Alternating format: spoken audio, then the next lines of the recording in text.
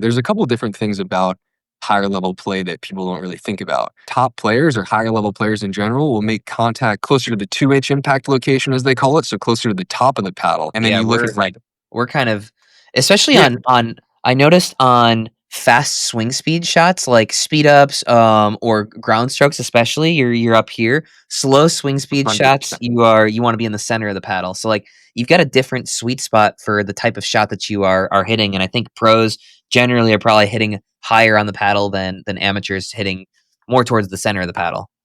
100%. So you're totally on the money. Like, Do you ever stare at the grocery store meat section and feel like you're just rolling the dice? Half of the time, that fresh steaks, it looks tired. That's why I like Good Chop. They deliver high quality American meat and seafood right to your door, vacuum sealed and frozen at peak freshness. Steaks, chicken, seafood, pork. You build your box, they handle the rest, and it's all from local family farms and fisheries here in the United States. No more mystery meat, just the good stuff. Head to goodchop.com today and use the code DINK130 for $130 off your first box. Holy crap, that's a good discount. $130 off.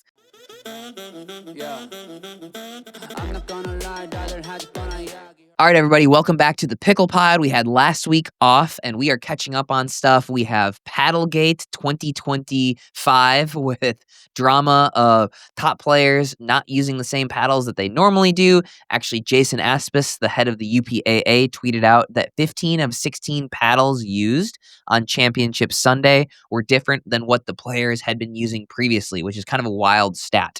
Even had some players playing with different brands, which is crazy. We obviously had the huge Cincinnati Slam at the Cincinnati Tennis Center in Mason, Ohio. Not really Cincinnati, outside of Cincinnati, but it was a Cincinnati Slam. 2,000 ranking points that did not go to Anna Bright and Anna Leigh Waters. They lost to the Kawamoto twins, who then took out Tyra and Georgia for the gold medal, which was a wild deal.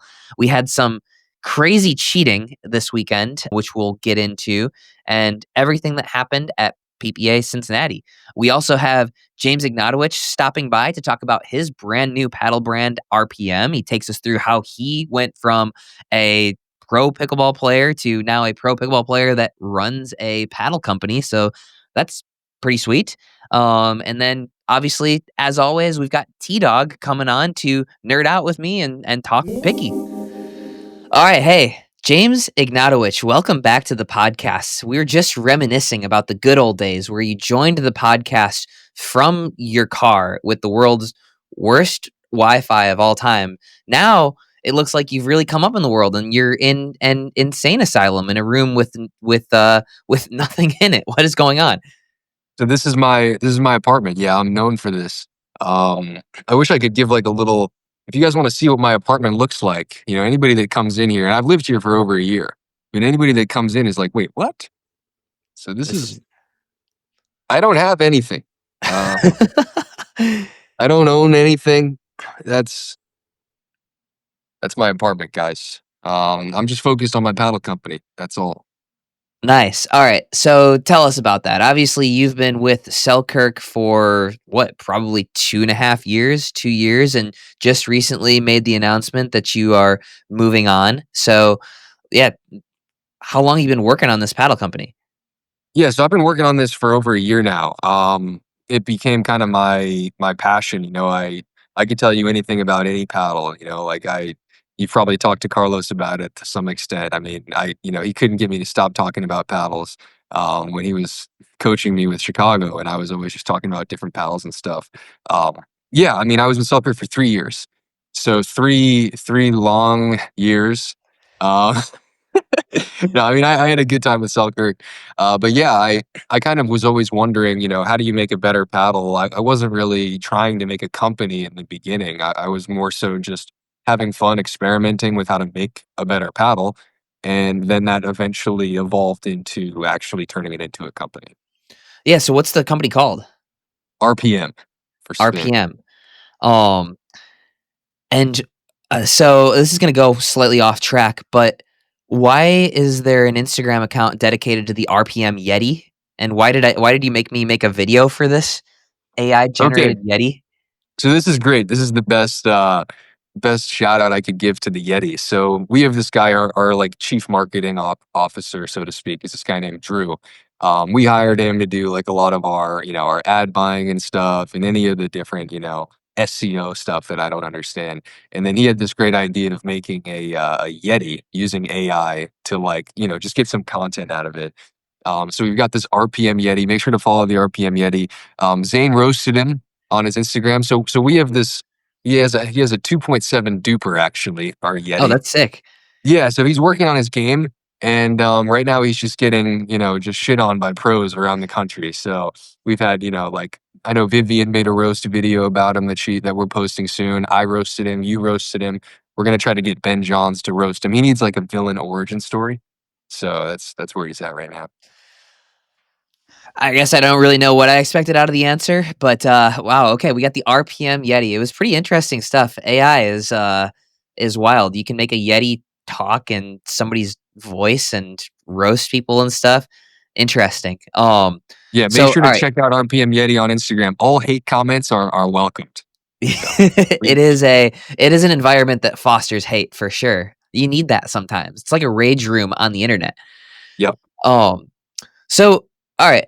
I guess, you broke things off with Selkirk, or you're no longer with Selkirk. I was expecting you in Cincinnati this week to be playing with your paddle. Like, I believe last time we chatted, you said that you said you were USAP approved, but you're not currently UPAA approved, or I don't see it on the UPAA approved paddles listing. Like, what's next for RPM then? Yeah, so we're USAP approved right now for our elongated 16 and our elongated 14. Our wide body 16 and wide body 14 will be USAP approved this week. But UPA, we're kind of expecting any day now to be approved. I think we should be UPA approved.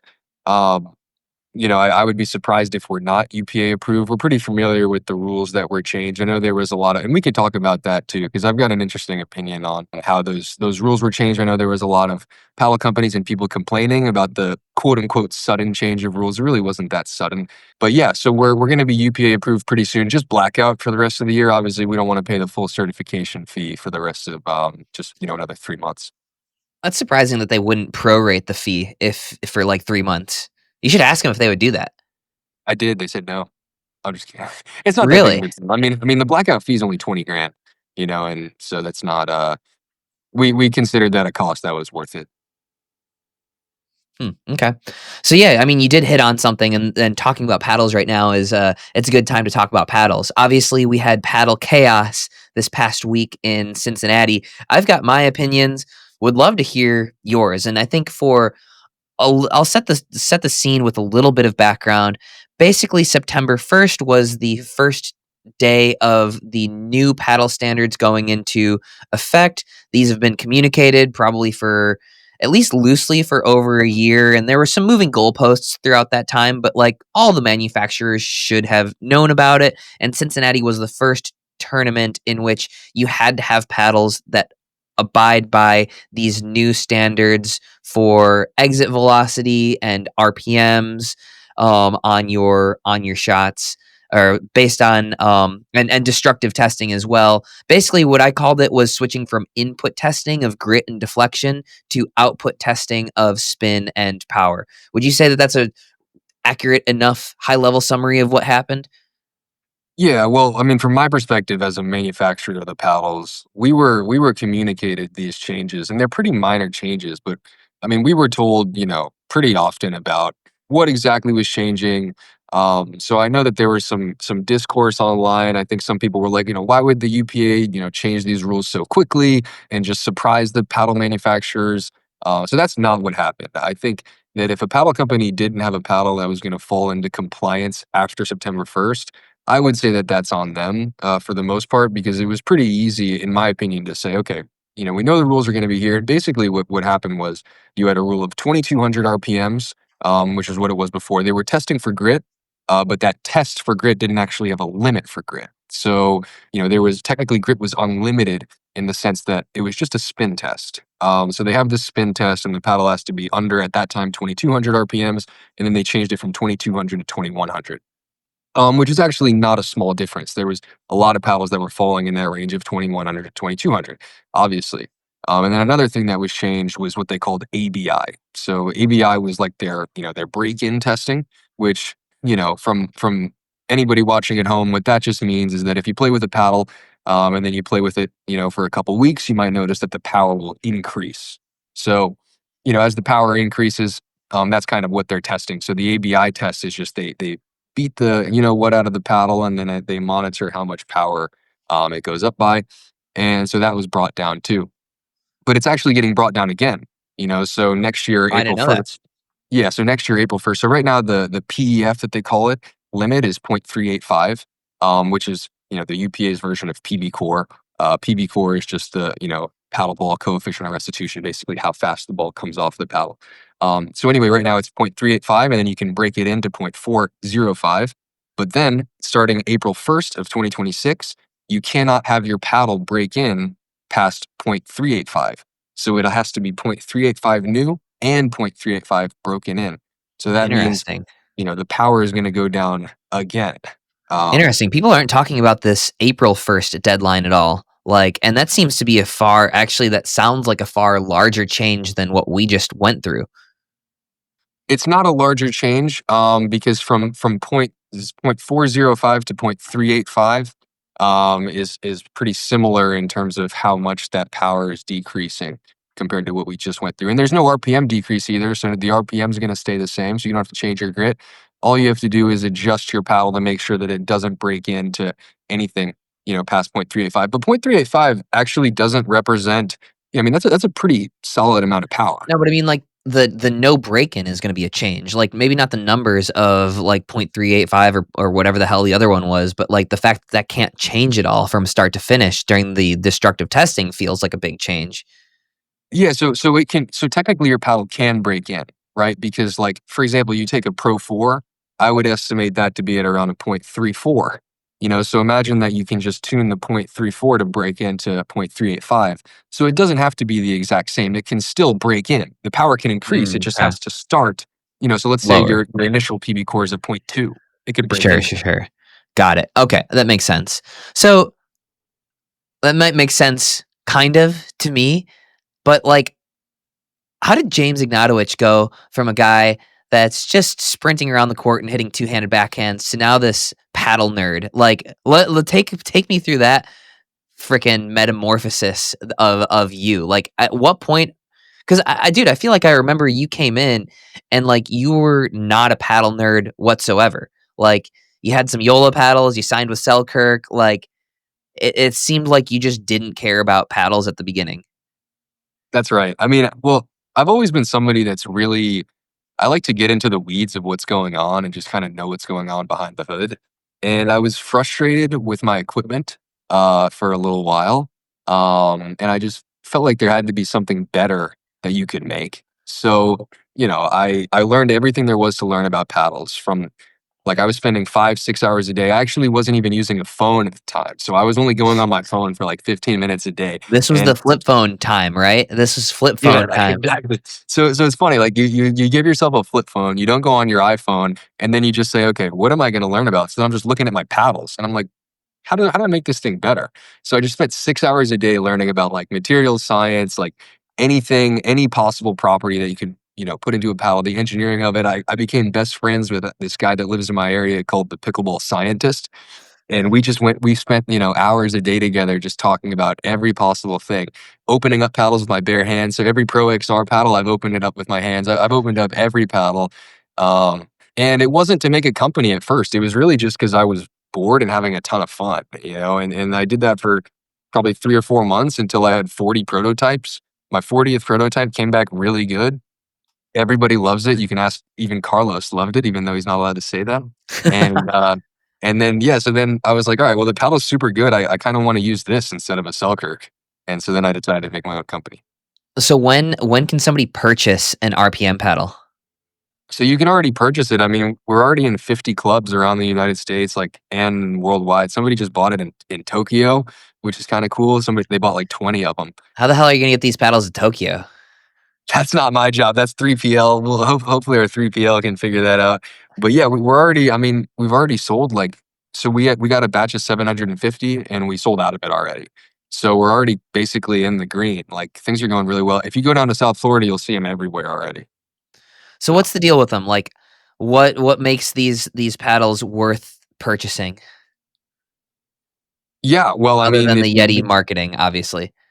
yeah, if you well, it's interesting. I mean, there are paddles for different types of people, you know, like if you're a beginner player, you should probably not get it. I think I really specifically made it for higher level play. There's a couple different things about higher level play that people don't really think about. So one thing that's interesting is top players or higher level players in general will make contact with, closer to the 2-inch impact location as they call it. So closer to the top of the paddle, Right. in comparison to the bottom. So if you take a paddle and then Yeah, you look at like, we're kind of, especially yeah, on I noticed on fast swing speed shots like speed ups or ground strokes, especially you're up here. Slow swing speed shots, 100%. you want to be in the center of the paddle. So like you've got a different sweet spot for the type of shot that you are hitting, and I think pros generally are probably hitting higher on the paddle than amateurs hitting more towards the center of the paddle. 100%. So you're totally on the money. Like, so we tune the spot to be slightly higher, which I don't actually think sacrifices from anything near the bottom of the paddle, because when you're making contact with the bottom of the paddle, you're mostly just trying to hit resets anyway. Or Yeah. maybe you can make contact with like an awkward counter near the bottom or the middle. Depends. But if you're loading up for a drive, then you're probably making close to that 2-inch impact location. So that was one thing. I mean, um, I don't want to bore people too much with the tech behind the paddle.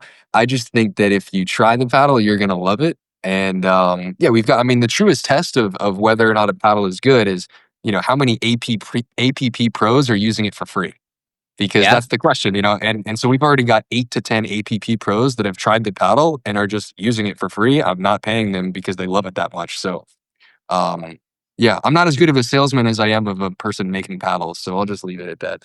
Interesting. All right. And are these fully branded ones at this point? Like, I guess I haven't seen the fully branded version of the RPM paddles, but Okay, fine. I'll show you guys.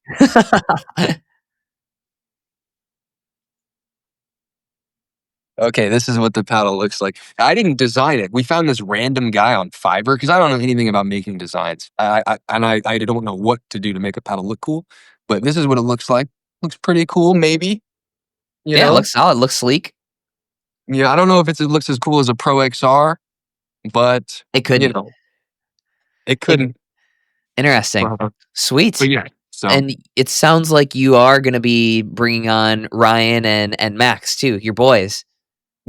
so Ryan is part of the team 100%. We're actually giving him like a little bit of a commission on any 14 millimeter elongated paddle sold, because that's going to be Ryan's signature paddle.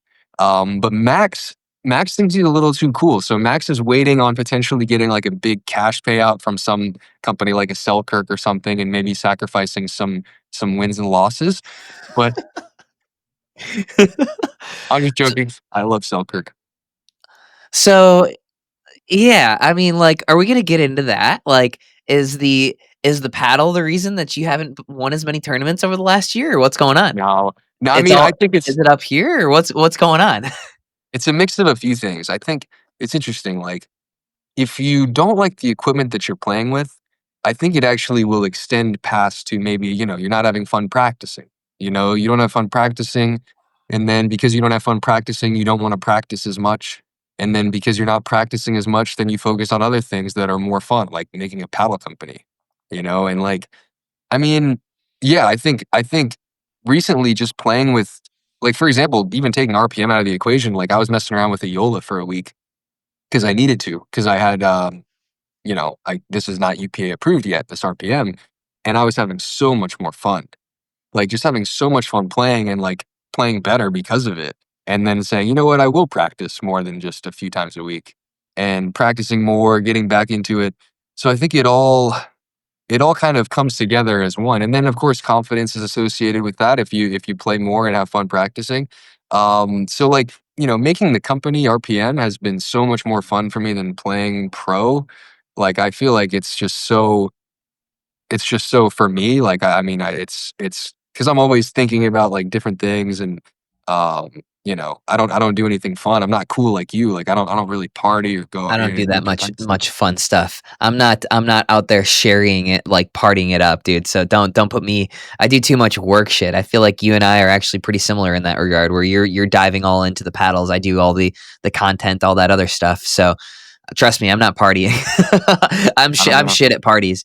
That's I'll not what I've party if heard. the That's party not what ends I've heard. at, like, 9 PM. I'm a monster before 9 Whatever, PM. guys. Zane's playing nice on camera. I've seen him go out. That's Yeah? not true. Alright, well, let's tell that story then. Let's let the people know. I don't think you We and I can't have tell him. ever actually been out. I feel like I've only been out with pickleball people, like, once or twice. No, me too. I don't go out. I mean, I wherever I am is where I am. I don't really like to party. Actually, I've been out. I've been out before, but I'm past that. You've matured. You've matured. A Uh, little, a little bit. Not too much, but enough. What did you find to be the most difficult part of this whole process of creating your old paddle brand? Yeah, I mean, probably just in a lot of ways, you do have to hold the supplier's hand. I think you really have to make sure that everything's done right because, structurally, you can open up one paddle and you can open up another, and they both look super similar. And in reality, not all paddles are made the same. If they were, then everybody would have just copied Yola and made a perfect Yola copy, but it's actually not the case. So there's so many different things that go into it. Like, for example, the temperature at which you cook the foam. How thick, for example, if you have a paddle, you have the thermoforming strip that all goes around it. How thick is the actual strip of carbon fiber that is encompassing the paddle in the thermoforming process? How thick are the face sheets? What is the size of the honeycomb cells? Like so many different types of epoxies that you can use. The glue that you use, like literally, we're experimenting with 20 different types of glues.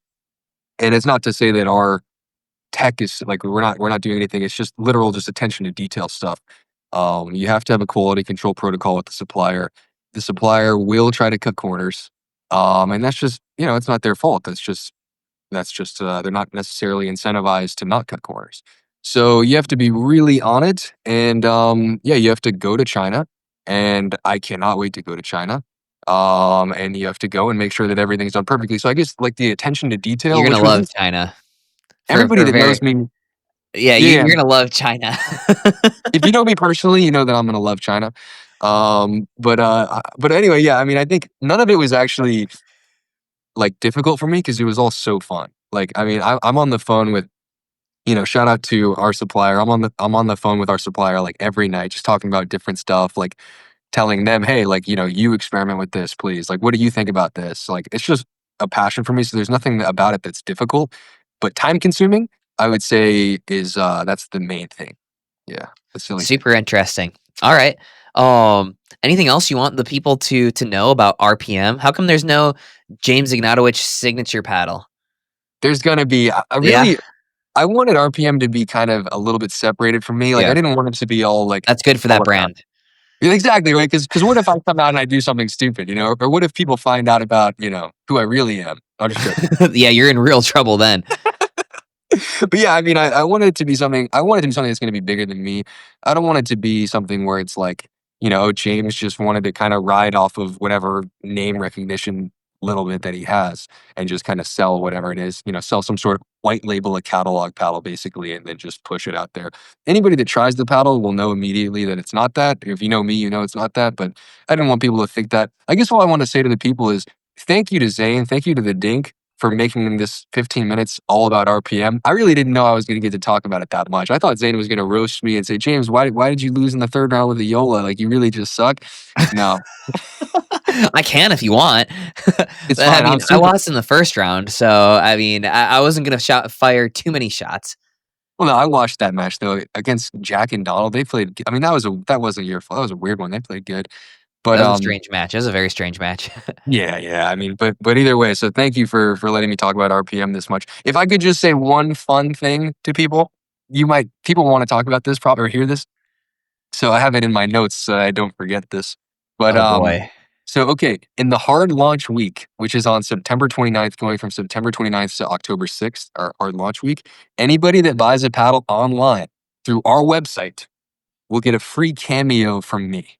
And I will say whatever you want me to say within reason. free I might have candy. to within reason. What does that mean? Because you had me until within reason. And for that, we've decided to retract within reason. I'll say anything. I love it. Sweet. Well, That's all. check it out. I think that's pretty cool. I think, to my knowledge, you're the first player to really kind of do something like this, really dive in further than anybody else. I mean, there's been plenty of players that have consulted and sort of helped along the manufacturing process. I know myself with ProXR, I know Ben with Yola. I'm sure there's a few other ones, but none of us have been directly talking with suppliers and whatnot. Like, we're working with engineers within ProXR, within Yola, within whatever. You're working directly with the factories, which is pretty cool. So, um, Yeah, there's something wrong with me, probably. I mean, that's just how it is. I don't know. I don't know why I'm doing this. People ask me, they're like, James, like, is somebody helping you? Are you doing this? And I'm like, no, I did all the engineering myself, and I don't know if I should even be proud of that. I should maybe be embarrassed for having no life. well, there we go. On that note, Iggy, thanks for popping on, dude. Appreciate it. Thank you, Zane. I appreciate you, man. Creatine is essential. Whether you're grinding on the pickleball court, hitting the gym, or just trying to keep your energy dialed in, it's the stuff that helps your body and your brain perform. And that's honestly something that I didn't even know, is how important creatine is for your brain. Momentous makes it simple with their new creatine lemon. It's Creapure from Germany, no fillers, no artificial junk. Every batch is NSF certified for sport, which means it's trusted by Olympic athletes, pro teams, even the military. Clean, effective, and tastes just like lemonade. Check it out at livemomentous.com. Use code THEDINK and save up to 35% on your first order. That's code THEDINK. All right, T-Dog, welcome back. We had a little bit of a hiatus, but we have so much to talk about from this weekend. I don't even know where to start. We were just having Me a little neither. bit of a good background. Why don't we start with the sports betting? Why don't we start with Kalshi? Yeah. So this week it was announced that the PPA was partnering up with Kalshi to basically be able to sports bet on the PPA. And it was basically the same thing as Polymarket. However, Mhm. it's legal in the United States. Polymarket, people say, is a superior product. However, it's not legal in the United States until the fall, due to some regulatory concerns. But Americans could bet on pickleball in the United States through Kalshi. I thought it was pretty cool. I don't know. What'd you think? Yeah. It is cool. I am a fan of betting on sports. I do so somewhat regularly. And I jumped on board. I was a little late on this one. I was working, had a whole bunch going on earlier in the week, but Friday afternoon I signed up for Kalshi and deposited some money and made some wagers. Now, just to give the fans at home a little bit of the experience, if you're used to like a FanDuel or DraftKings or something like that with American odds, this is not that. This is not an instantaneous app where you can like click a cash out button right now if something happens. Like, this is way more similar, I would say, to options trading on the stock market. So you're purchasing stocks in something either happening or not happening. So you could bet on certain players to not win, and you could bet on players to win. And everything is based off of $1. So like if something was trading at 99 cents, that means that the odds of them winning that were 99%. So your payout is not very good on those. That would be like, oh, I bet $100 and if that thing happened, I would now have $101. And so it's a little bit different from a sports betting perspective. I would equate it way more towards an options trading platform. Did it work the same way in Polymarket, where everything was basically between 0 and 1? And so if you had Federico at 20 cents, that basically means you think he's got a 20% chance of winning the tournament, or that's where the line is at, essentially. Yeah, And if right. he And wins the so, yeah. tournament, your 20 cents turns into $1. If he loses, your 20 cents turns into 0. Yep. But there's also like option trading. You can buy a certain player at like 20 cents. Let's use the Federico thing. I could buy him at 20 cents, which means again, I'll basically, that doesn't really mean he has a 20% chance of winning. That means your odds are 5-1. So if you're basically going to increase fivefold if he wins. I could also set. I did this on Kalshi. I purchased some wagers, and then I said, well, if that's like coming close to hitting, I'd rather take a payout Sure. than just having to win. So like I could have set Fed at 50 cents, and I could have had a buy option or a sell option for that. And if somebody else wanted to match my buy option, and I could see everybody who's offering what, somebody could have went and bought that. And actually So somebody like did. It was like, yeah, go ahead. so basically like let's say pre-tournament Fed's at 20% and then Fed makes the finals, right? And Yeah. the value goes up to let's say 55. You set it to sell at 50 for Fed essentially. Yeah, you could do that for sure. Is there a Yes. way to short players? Meaning like, Yes. Fed is how do you short a player, right? Because like I think Hunter Johnson was at like 80% at some point or another, and that seemed just too high for any men's singles match. Not because Hunter's not the best player in the world, but because men's singles is too competitive for that. Yeah, so there's an option to buy a yes, which is meaning they win. There's also an option to buy a no. Okay. And so you can buy a no at like a smaller amount and then have it go the opposite way. Yeah, Yeah. okay, that makes sense. Yep. Interesting. Well, I did find it pretty cool that Kalshi or that PPA was actually posting the Kalshi odds for all of these matches ahead of time, right? You had, on these different flyers, you had X, Y, or Z player is at 85% chance to win for Anna Leigh and Anna Bright, right?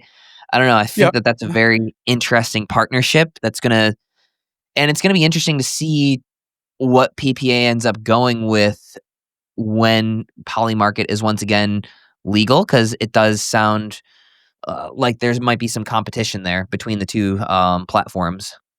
Yep. So PPA did announce the Kalshi partnership, and they did say it was for a full year Okay. from when that is. So, yeah, I do think by that end, the year end of whenever that contract is, I do think they will reevaluate because I think there's going to be more players in the market there, for sure. But yeah, it was a fun experience, and man, the Kawamotos made me some money. Yeah, so you've got to be pretty well positioned to actually, bet on these things. I would be incredibly well positioned. I can't. PPA makes No, not very, allowed. very certain of that. Like current players' families cannot participate in these markets for good reason. Somebody's going to Yeah. get popped doing it Yep. without a doubt. It'll be interesting to see. I wonder if there's a Kalshi market for which pro pickleball player is going to get popped first for doing this. But you can probably make some money, T-Dog. Yeah, we'll see. It was interesting because this one was only winners of the event, right? So it was like basically 5 events. But moving forward, I think they want to move towards like, oh, these matchups or whatever. Yeah, So it could winners of get more and individual more matchups. interesting. Yeah, yeah. Yeah, I mean, because then you could even have, stuff factoring into the price. Like, you've got this matchup between, Alex Crum and Fed Stocksrud in the second round or the first round again. Like, oh, hey, the UPA paddle news breaks and the Proton Flamingo isn't on there. Like, that's going to push Crum's numbers For down, right? sure. And you're going to have movement pre-match on even individual matches. Yep. Federico didn't show up to warm up until 5 minutes beforehand. All right, well, Alex's price is going back up. I don't know. Very interesting. And I think you can Agreed. even do that live during matches, right? Like Alex Mhm. wins game 1, the prices Yep. change. So, For sure. I think it's a super, super exciting time for pickleball. Like betting can absolutely be a problem. People go over the deep end with it, but like it can also be very, very fun and bring excitement and entertainment to a lot of these games and matches. So, Yep. um, I don't know. I think that was pretty big news. I was excited about that. Um, Yep. Other big news pre-tournament was the UPAA paddle stuff. James Whew. Ignatowich. What's that? I said, "Woo, that was a lot." Yeah, it was a lot. It was a lot, but then it kind of wasn't when you boil down. Basically, we talked about this with James a little bit, so we won't go into it, but there were a lot of players that were playing with either different brands or different versions of the same paddles. And Jason Aspis actually tweeted out that 15 of 16 paddles used on Championship Sunday were different paddles than what the players had been playing with previously. Georgia Johnson was the only player to actually be using the same exact model before and after this deadline. And to most people, these paddles would look almost indistinguishable, but they were Yeah. just slight changes in some of the Yola paddles, some of the models that people were playing with, like slight changes. And then you obviously have players like Andre Daescu and Gabe Tardio and Tyra Black that are using completely different brands, even not even Yeah. using their normal Right. Proton or pickle paddles. So um talked about that a little bit. I put a video out about it. Do you have any takeaways on Paddlegate 2025? Yeah, like you said, I think for the most part, the players that had like little variations of the paddle they had been using, not a huge deal. I think the players that were affected the most by this are players that are signed with either Proton or Pickle because they had. I mean, I heard rumors of players just like I don't know if any fans were able to buy any paddles at Pickleball Central tent because I think the players were going insane trying to find a paddle that worked for them in such short notice. So, I don't um, so I also think I think this week you couldn't actually do that. I don't think that Pickleball Central was holding UPAA serial numbered paddles in inventory for most of these brands. interesting. I could be I don't know. incorrect on that, but that was what I had heard is that yeah, these are slightly different than what's even on the Pickleball Central shelves. That's interesting. I do have a source that I talked to on Tuesday when this was all going down, and they said there was like 6 or 7 pros in Pickleball Central tent. Now, could that have been wrong? Sure, but it did cause a lot of confusion early on in the tournament for sure. Right. Maybe they found out that these aren't still serial numbered because yeah, that would be like you have paddle issues, you go buy a paddle from Pickleball Central. Like that was the Right, MO for the last 18 months of paddle right. testing. However, I do think that changed this time around and people went to go do what they normally do and found Yeah, out, oh, there's no UPAA serial number on some of these. Could be wrong. I think this is just yeah, what we've heard. I thought that was slightly different, but anyway, Paddle Chaos. yeah, The way that I put it in my little recap was you've got to crack some eggs to make an omelet. UPAA let the manufacturers know over a year ago that they were making an omelet on yeah. September 1st. And, I feel like if some of them got caught off guard or weren't able to put something out in time, like, I don't know all of the details behind the scenes or if there were some moving goalposts and whatnot, but like, it seemed like there was a good amount of time to make these changes if need be. Agreed. All right, getting into some of the results. Babolat. No Babolat paddle for Chris Hayworth. He's supposed to play against Ben Johns on Tuesday. Oh Uh, no. Ben Johns withdraws. Jim Kloss is pissed that Ben pulls out of singles but continues to play doubles. What's your take on that? I do think there should be a limit on it somehow, some way. Now, listen, singles is much harder on the body than doubles. Like it just is, right? So I understand if someone's not feeling what like Paris pulled out of singles, even though she was in the like quarters or quarters, she wasn't feeling well all week. Pulls out in the quarters, doesn't think she can do it, and wants to give her partner the best chance of winning. I kind of appreciate that, right?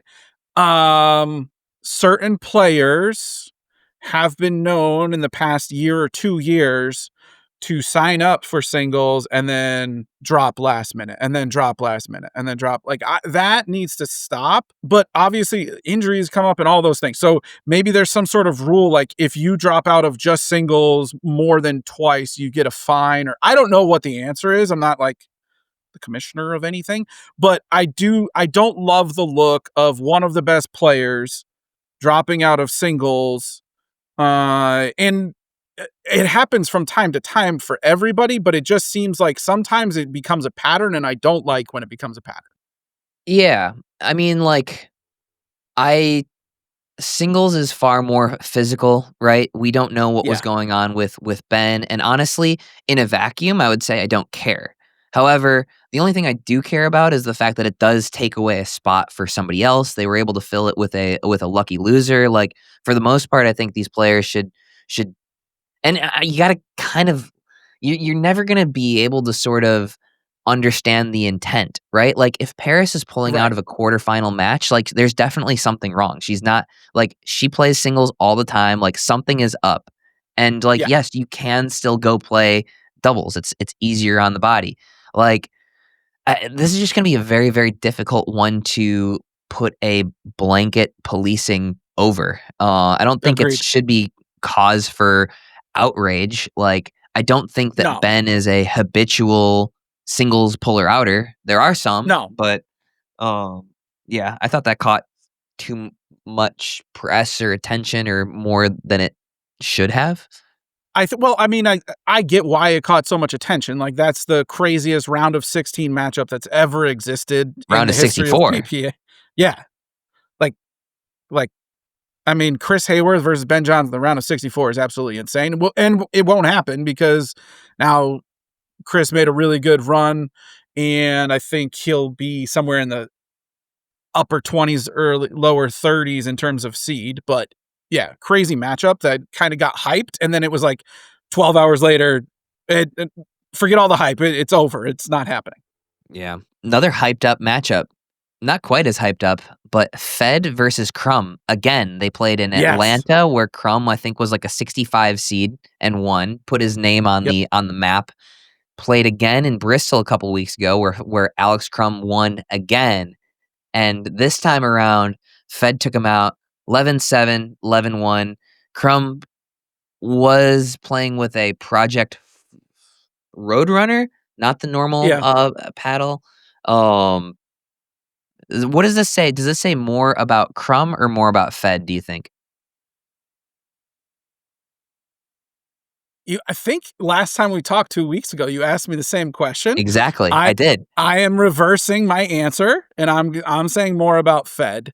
I Here's the deal too. I will say, like, Crum seems to be like a very strategic, highly intelligent singles player that really understands the nuances, even though he's newer to the game.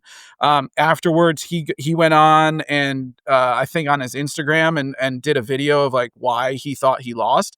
I thought it was all like very good insight, and it wasn't like, man, I just sucked and like that sucked. Like he gave some real insight and said, Fed did this well, Fed did this well, I didn't do this well. So I mean, listen, Fed's not going to lose to any. I don't care who it is. Fed's not going to lose to anybody like 6 times in a row. It's just not going to happen. He's going to figure it out, and so he figured it out. He was 0-2 against Crum, and then he beat him.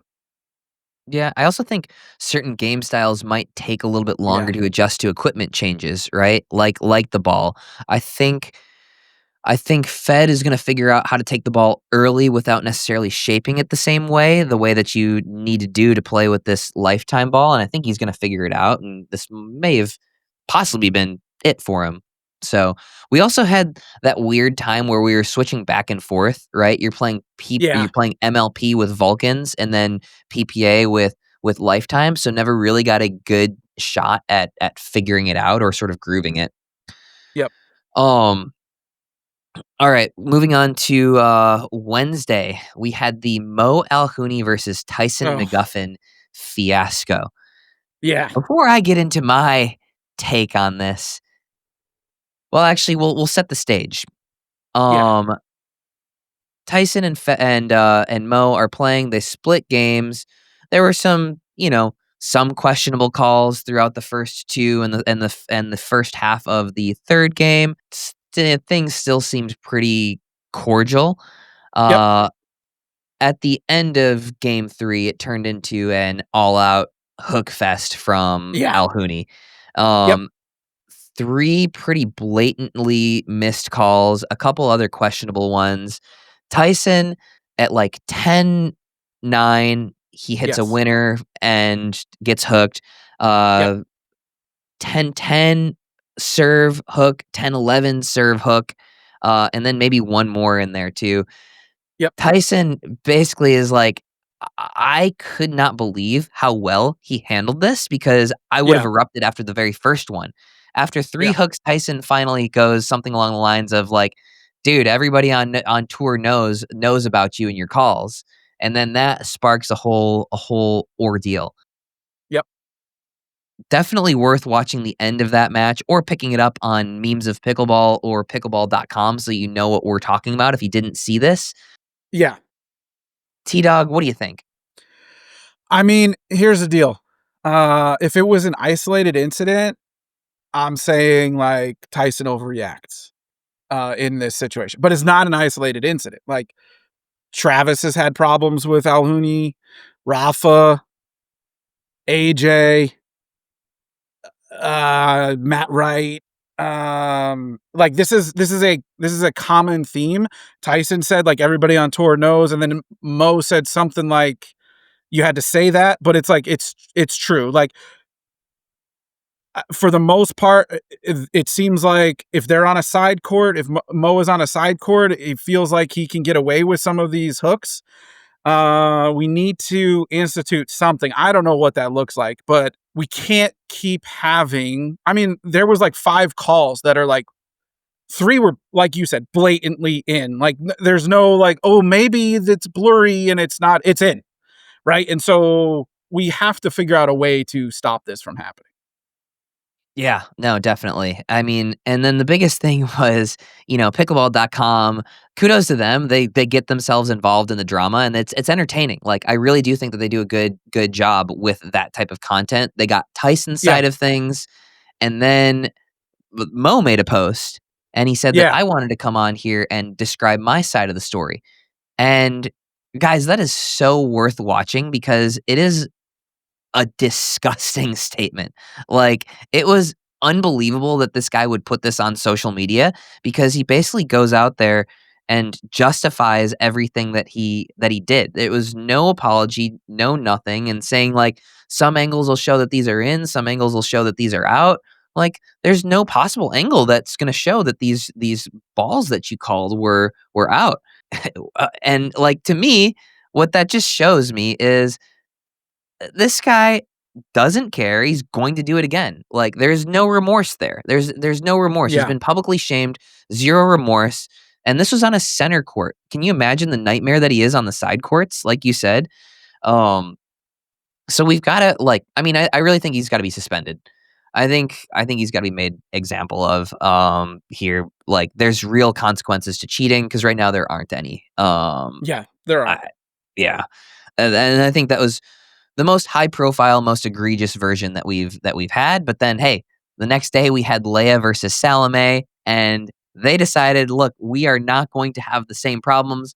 They show up once again with 6 line judges. That's been going all the way back to last year. And interestingly Yeah, enough, Leia and Salome were supposed to meet in bronze medal matches in, I believe, Bristol and Texas of this year. But yeah, Salome pulled out of both of those. So this is actually their first matchup since Texas of last year.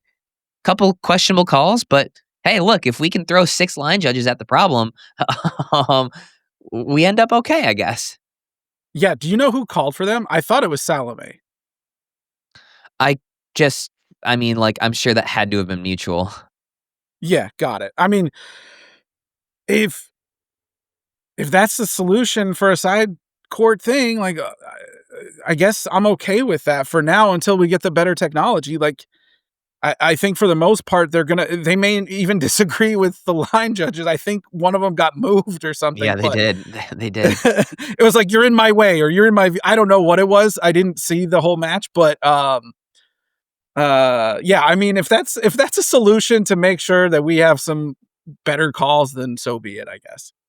Yeah, I mean, I don't think that's a real solution. They just can't do that No, for every court. I think the real no. solution is the deterrent of fines and suspensions for cheating.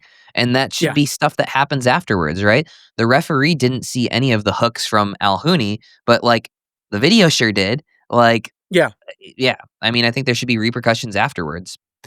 Yep, Um, 100%. And yeah, it shouldn't be in that referee's hands right then. Like they're doing their job. And would we love the referee to be looking at the baseline or the sideline in singles? Sure, but they do have a job to do looking at the kitchen line. So it's not on the ref right then and there. It should be like a post match thing, like you're saying. yeah. Yep. Other singles news, AL had a close match against Liz Trulock. Liz Trulock looked Yeah, really good. They had some pretty crazy points. they did. Yeah, Liz is good. Like I know she doesn't have like the star name power that other players do, but she's constantly getting at least to the round of 16, a lot of quarters. So if her game is on, she's a very good ball striker, and her ceiling is pretty high. So yeah, I think she took her to, it was like 11-9 or 10-12 or something like that. It was 2 points. Yeah, Anna Leigh said afterwards, like, that she pushed her or something along those lines. She's Hmm. like, "I had a tough match with Liz yesterday. I wanted to make sure that I didn't repeat that today," or something like that. I don't know. It was something Yeah. along those lines, but I think Liz is a top 10 singles player right now and has top 5 potential, the way that she moves and ball strikes. Yeah, I would say she's really close to that for sure. Yeah. So let's see, what else did we have? Chris Hayworth upset Fed with the new paddle setup. I think he was using a blacked out Knox paddle, the Grayson I Golden believe paddle, so I too. believe. I could Yes. be wrong because you just can't tell what they're using. The Kawamotos started their run with an upset win over Leia and Rachel. That Yeah. was on quarterfinal day. Yep. I would probably call them a slight favorite in that one, or maybe a 50-50 match at that. I don't know if that could really Yeah. be called an upset. Right. I think it's because of Rachel's PPA points. They were like the 3 seed, Right. and I think the Kawamotos were the 6. I would say this. I think if Rachel and Leia had been playing for months together and then playing the Kawamotos, I would say they're definitely favored. But this is their first time playing together, so yeah, I would have given that a 50-50 as well. Okay. But pretty impressive scoreline there. Yeah. I think moving through the tournament, I think semifinal Saturday is the best day of the week. We had crazy matches on Saturday. I'm still of the opinion, barely, that quarterfinal Friday is better. Semifinal Saturday was very, very, very good because of 2 or 3 of the 10 matches. The first like 5 were just like train wrecks. Like it was like either you won or you lost, and there was no in between. But Yeah. then I was like texting with a group of friends, like we got saved by these 2 matches. Like there were some really, really good ones towards the end too. True. So on semifinal Saturday, we had Christian beating Hunter. I think that Yep. Christian is just a bad matchup for Hunter, just because he's so long, and Yeah. when Hunter stays back, Christian's probably more difficult to pass than just about anybody. Same with John Lucian Goins. I feel like the people that are just super long might be that matchup problem for Hunter. Yeah, Hunter tried to change his strategy halfway through ish, sometime through. Also, Hunter got hurt a little bit. Like he had a hip Oh, flexor did he? issue and was I not. did Yeah, see he that. wasn't. Yeah. He was not moving. You know, when even when you guys are playing at this high level, it's semifinals. Like even if he's at 90%, that's not good in singles. So Yeah. he took a quick medical for his hip flexor, but now you guys only get 3 minutes for a medical. Yeah, and they changed that down from 15, which is crazy. That is crazy. I But mean, he played. I But think 15 is probably too much, but, like, yeah, I don't know. 10, 7 minutes might be reasonable. I feel like 3 is probably a little bit too quick. yeah. So they end the first game. In between first and second game, Hunter takes his medical for 3 minutes. You got the medical staff comes over. They actually go back on, but I think they're waiting from a commercial break, and that's when the streaker came on. And so Okay. then that was another like 5-minute delay for all of that nonsense. So in between game 1 and 2 was like had to have been at least 10 minutes. talking about the streaker, you think this guy's a PPA plant? It was awfully convenient timing, I'll say that. Like, it was like, okay, we're kind of stocked and ready to go here. And then magically 3 employees are running after him. I would think so, but I love it. I don't care. It's funny. So are you encouraging streaking at all events? No, absolutely not. That's what I heard from that. No, this guy streaked in 2023, right?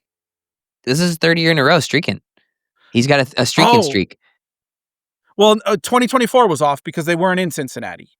So it was like 2022, 2023, 2025. Okay, it's 2022 then? Yeah, okay. But either way, he's the GOAT of the streaking in pickleball. We can't like be having all these other people trying to copy him.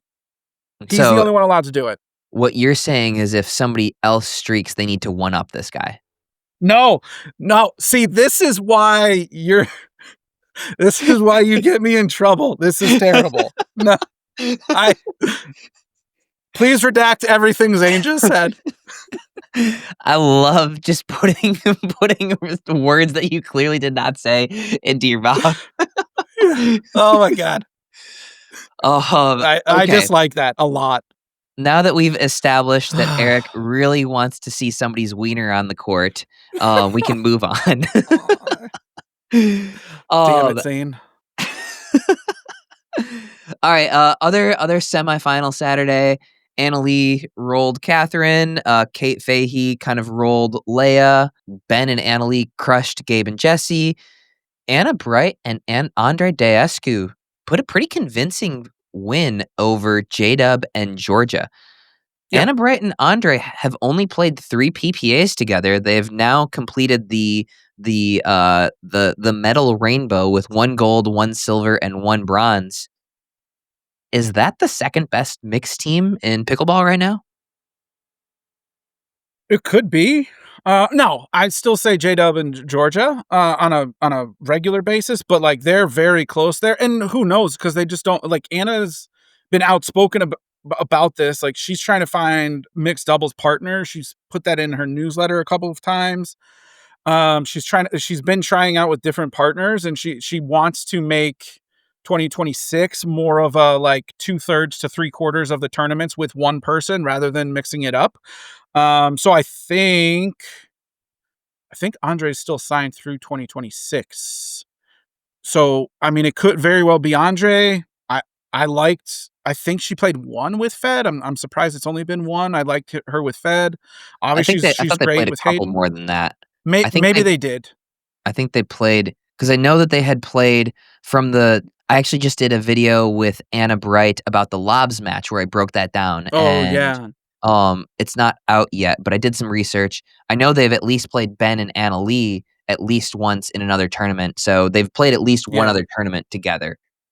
Yeah, I like Anna and Andre. Like to put a beatdown of 11-6, 11-1 on the Johnsons is very solid. They lost the first game on Championship Sunday 11-2, but the next 2 games were 8-9. I just don't see it happening with Fed to be able to beat Anna Leigh and Ben. I don't know. She and Hayden haven't had the most incredible results, and they don't seem to play too many PPAs together. Right. Anna and Christian didn't do as well as they had hoped. Gabe and Anna experiment kind of somewhat failed in MLP, I guess. Like, I think Andre's the guy. I think Andre is the guy for Anna here. Who else could there be? Her and Deckel did well, but Deckel's been hurt for like freaking forever. I feel bad for him. He had to pull out of this one. They beat Anna Leigh and Ben in Mesa in the semis. So, but yeah, I think it's you're probably right. It's between Andre, Fed, and Hayden, I would think. And yeah, I do. Andre is a great partner, like great partner. So if that's who it is, I think they have a chance.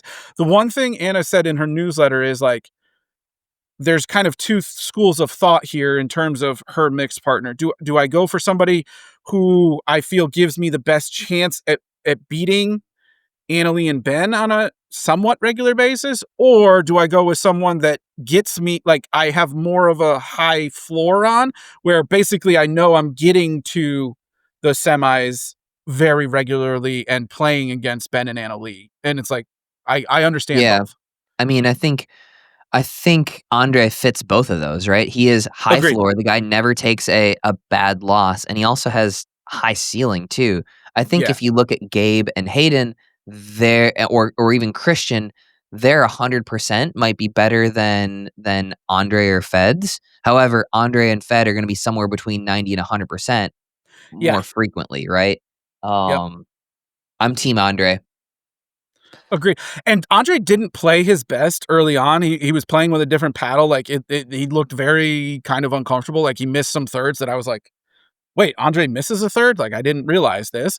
But as the week progressed, he got better and better and better. So kudos to him Mhm. for switching paddles quickly.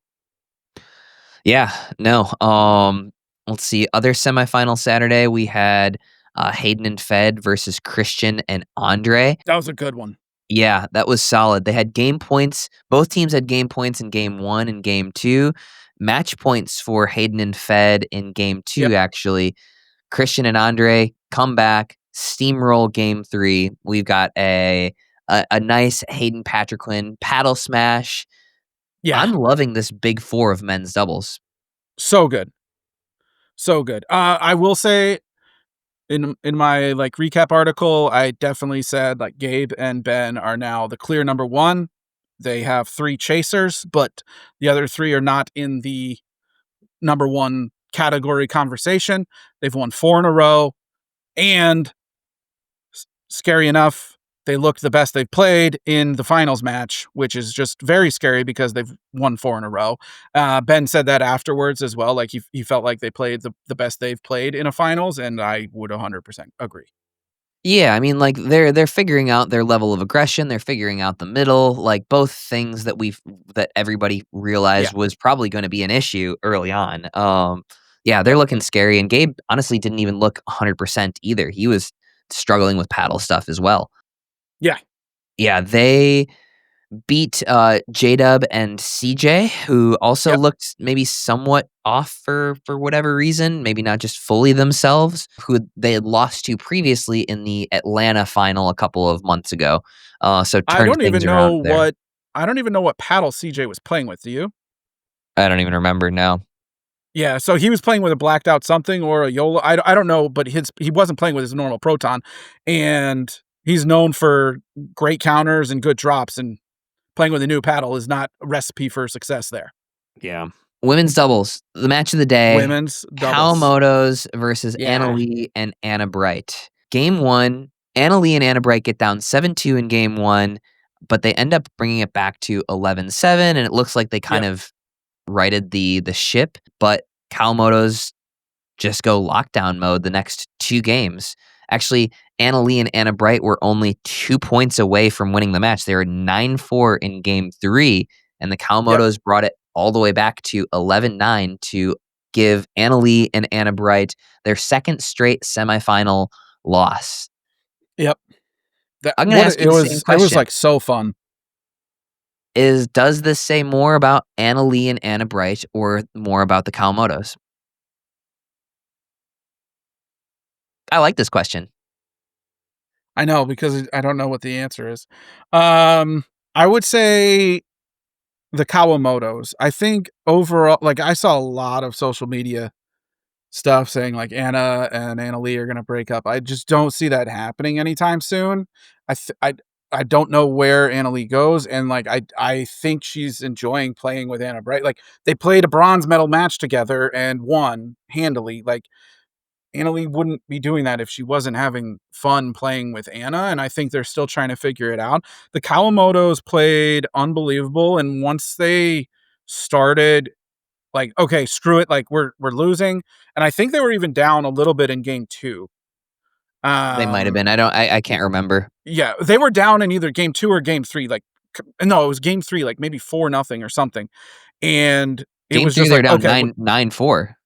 yeah, like and so to just show the mental fortitude there, I wouldn't say Anna and ALW played poorly at any of the level of play in that semifinal, plus the level of play in the Hayden and Fed versus Christian and Andre semifinals was like unbelievable. And you're almost like, please let us get a game 3. Please let us get a game 3 so we get the entertainment. And they both delivered.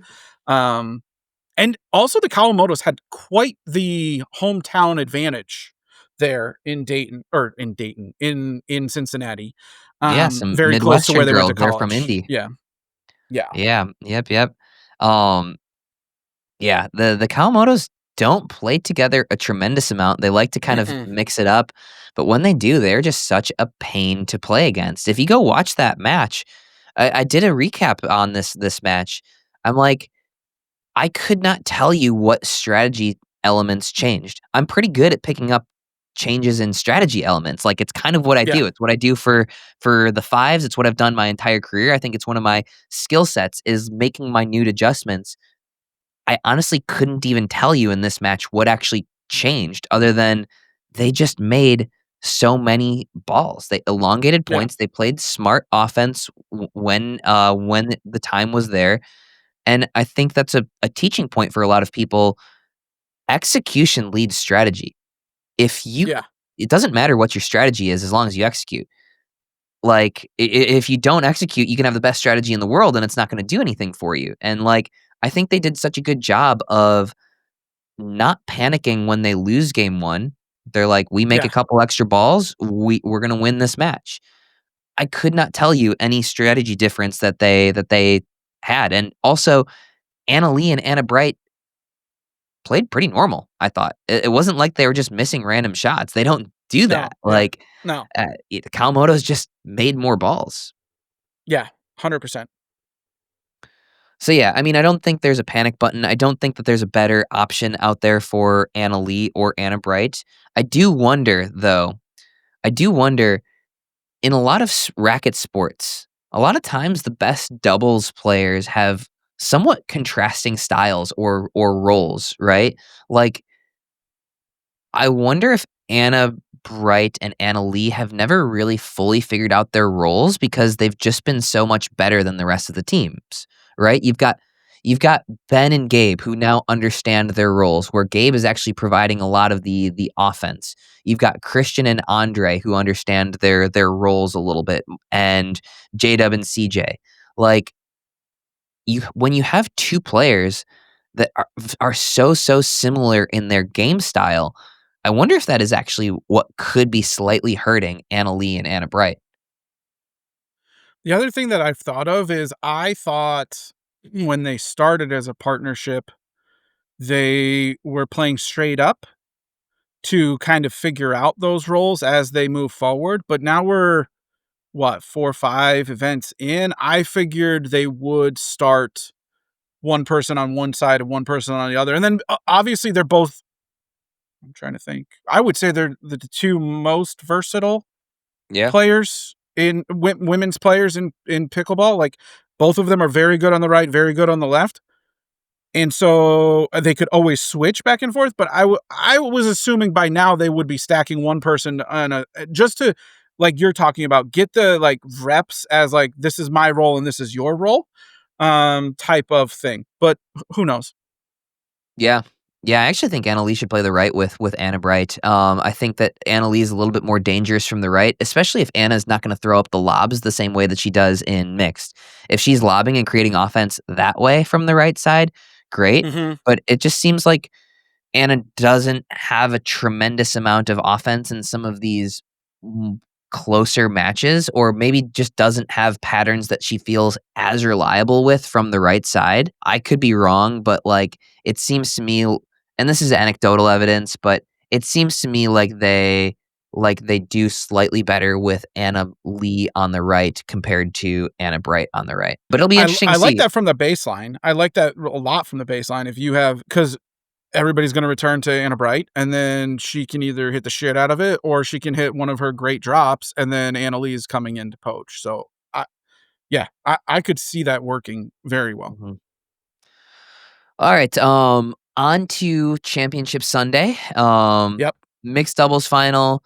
Anna Leigh and Ben win the first game 11-2 over Andre and Anna, and then 11-8, 11-9. Second two games were pretty high quality stuff.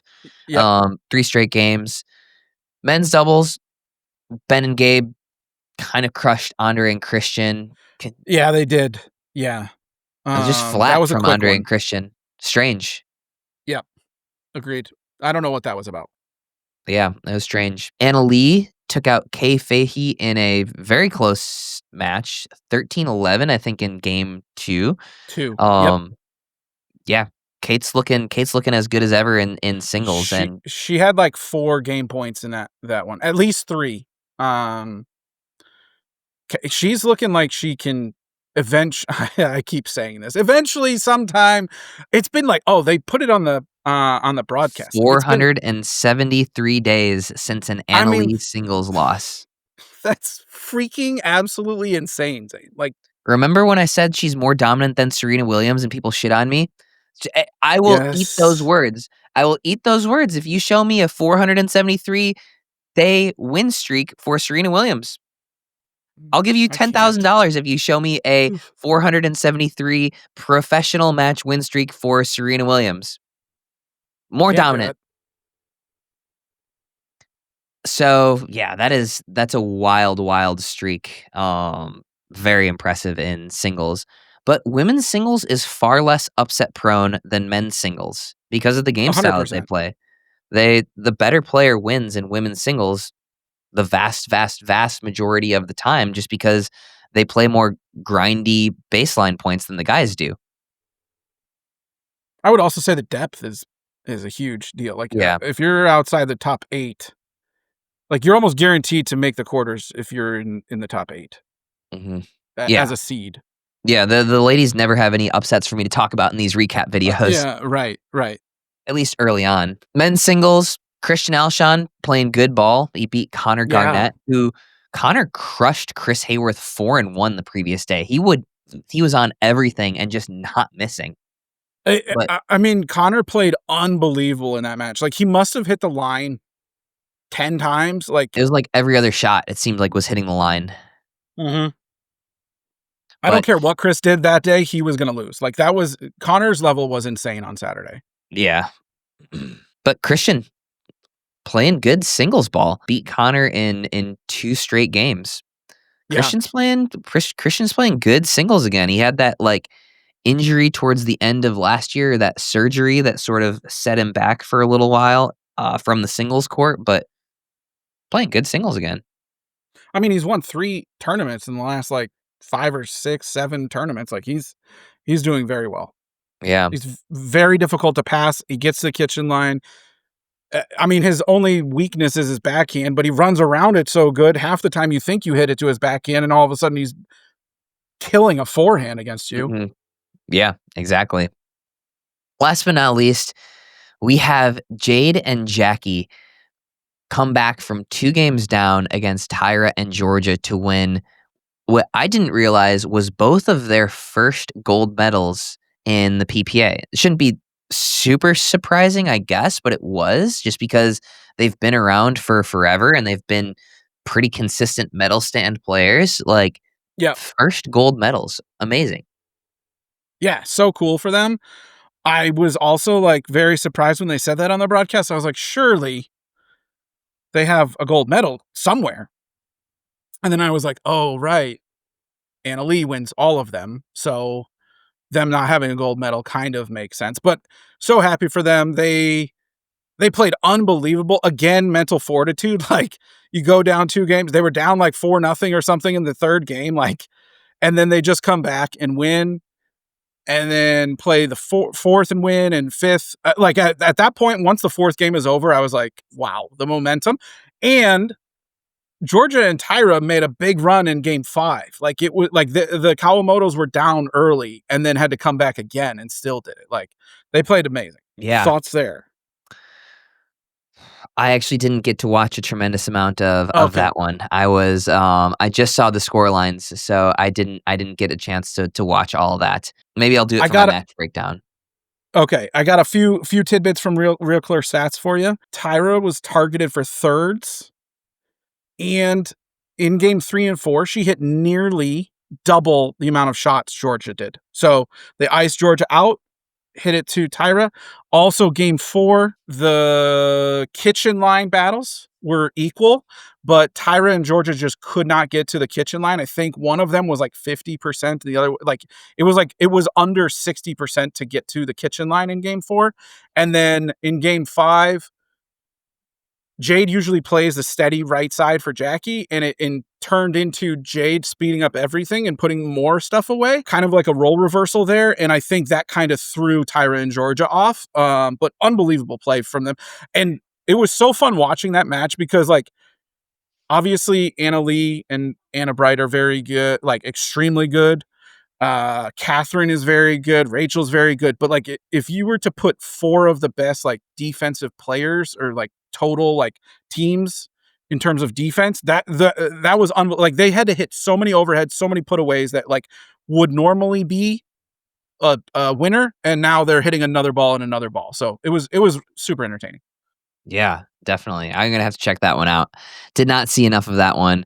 Congrats to the Kawamotos. They're also just such fun people. Like, I don't know. I love the Kawamotos. Known them for forever as well. So good for them. All right, couple other random things that we had. Yep. I wanted to just do a really quick shout out. I did some pickleball clinics at the Farmington Country Club in Charlottesville, Virginia. Amazing place, amazing weekend there. And I stayed at this place called the Riviana Farm Estate, which was the most picturesque 2 pickleball courts on top of this hill in the countryside of Virginia. It reminds me a lot of a place that Jenny and I love here in Austin called Sage Hill. If you guys are looking for an awesome getaway, I want you guys to check out the Farmington Airbnb Riviana Farm Estate. I think they're on Facebook. Look up Riviana Farm Estate. Such a cool place. There was literally a donkey named Marty by the courts who watches pickleball, which was pretty epic. I just wanted to shout them out. Awesome place. Definitely check that out. Yeah. And then a couple other random things that we have. We had the Palm Beach Royals announce their ownership group. They've got some celebrity owners, and don't know about you, but I am entirely desensitized to celebrity MLP owners at this point. They had Bianca Andreescu is the only one that I actually knew of, and then there were some other athletes that I'm sure are quite famous, but I wasn't familiar with. The only one that I also recognize was Tyler Hansborough. He played at UNC. Oh yeah, and he actually plays pickle. Yeah. He's like a 4-2 duper, but like I think he's played a like pro quali or something. Yeah, obviously when you're like 6'7" and super athletic, you can kind of do that. He is part of the group as well, but the main 2 are guys that played tennis at UNC. Yeah, okay, so I would have known Tyler Hansborough. He and I have actually if you saw the name, I sent him a Pro XR paddle at some point as well. But all right, that's cool. I like that. I'm desensitized to celebrity owners though, unless they actually get involved, and hopefully Tyler Hansborough does, right? Hopefully he's like GM or something. I don't know. That'd be crazy. Yeah. That'd be sweet. It would. Last but not least, Tice, you could take your Kalshi winnings, reinvest them into the Nashville Chefs because they are up for sale. Yes. We don't know how much money. Yeah, so it was announced today that the Nashville Chefs are up for sale. No dollar amount listed. The majority owner, I don't know if they're the whole owner, but Dude Perfect, right? Is that it? I believe the original owners of Clean Cause are still in the fold somewhere. Dude Perfect came in and invested. I believe that they took over all of the branding and whatnot, but not necessarily majority ownership still. And then that became the Frisco Pandas. Clean Cause became the Frisco Pandas. And then the kitchen got involved and became the Nashville Chefs. And now it's going to be something else at some point if they get some winners. So if you want to buy an MLP team, message me because I'll put you in touch. And just remember me. I want a little bit of commission on this $20 million deal that you Maybe like a little finder's fee or a connecting fee. Just remember Zaner. I'll put you in touch. I'll put you in touch with the chef's ownership group for a There you small go. fee. Very small, minuscule even. You compare in comparison. It's all relative, Yeah, Tice. it's all relative for sure. All relative. Absolutely. T-Dog, you got anything else for this week? No, tell the people where you're going. Oh, yeah, fair. I don't know what our schedule is going to be like for these next couple of weeks. I'm just renovating the podcast studio right now, and I'm not going to be home for like 2.5 weeks because I'm going to Malaysia and then Vietnam for a couple of tournaments with PPA Asia, and could not be more stoked for that. I put some stuff out on my stories, and the outreach from people in Kuala Lumpur and Da Nang was insane. So really, really excited to go check those out. And not going to be playing the Sacramento Wood Paddle tournament, unfortunately, but really stoked to go to Kuala Lumpur and Da Nang. You gonna cover those or Yeah, what? probably not, but I'll probably put. I don't know. I do like. I mean, listen, those two events are gonna have some good players. I think you're playing with Armand and Rose, right? Yep. Yep. Armand and And Rose in Kuala Lumpur, and then Armand and Danny Townsend in Da Nang. big fan of Danny's. I met her San Clemente, I think. Great personality to be around. Very excited for those. Quick pop quiz for you, Zane, that you had no idea was going to happen. You ready? Oh boy. So you're going to Kuala Lumpur, then Vietnam, and then back to Austin, I assume? I'm going directly to Virginia Beach for the tournament. Oh, okay, great. Well, guess how many air miles that is? At least 6,900. It's very close to 20,000 air miles, which is equivalent to you flying back and forth to New York City from Austin 7 times. Wow. And yes, I used an air miles calculator to calculate those things. So you're welcome. Well, That's thank a you for that. long ass flight. Yeah, going from Austin to Kuala Lumpur on Thursday night, leaving at 8 p.m. We get in around 1 p.m. Not on Friday, but on Saturday to Kuala Yeah. Lumpur. It's about 25, 26 hours of actual travel time, which is going to be brutal. But don't worry, we are in economy. Oh, I'm so sorry. Oh, that hurt. That hurt my soul. Got it. Yeah. Yeah. Okay. But look, gonna get several massages immediately as soon as we land. Yeah. Hopefully it's like Vegas, where Vegas they have the slot machines just ready for you Yeah. as you land. Hopefully I can get a massage. Hopefully those are just set up right from the international arrivals spot in Kuala Lumpur. So There you go. There you go. but Here's we to got a hoping. couple days recovery before the event starts. So really, Cool. really cannot express how excited I am to travel and gonna be vlogging it as well. Gonna vlog some of this Nice. international travel on the YouTube channel. So they're just ravenous for pickleball in Kuala Lumpur and in Vietnam generally, but also Da Nang, and I just can't wait to see it. Did you have to like go through like a visa process, or how does that work? Not for Malaysia. For Okay. Vietnam, they require visas for Americans. The PPA Asia team helped me out with that. So I don't know what Nice. type of work Okay. it took, but they were able to get it done, and we got Okay. visas. Nice. Very cool. Yeah. Awesome. Well, sweet, I T-Dog. We're think gonna have to that's it. play it by ear over the next couple of weeks. For podcast stuff. Yep. I think it'll work out because I did the math. I knew you were going to be there, and I think you're like 15 hours ahead of me. So we'll be able to make something work where it's like morning for you or night for me or vice versa. I'll miss you, T-Dog. All right, T-Dog. That's the PicklePod. Yeah. I'm not gonna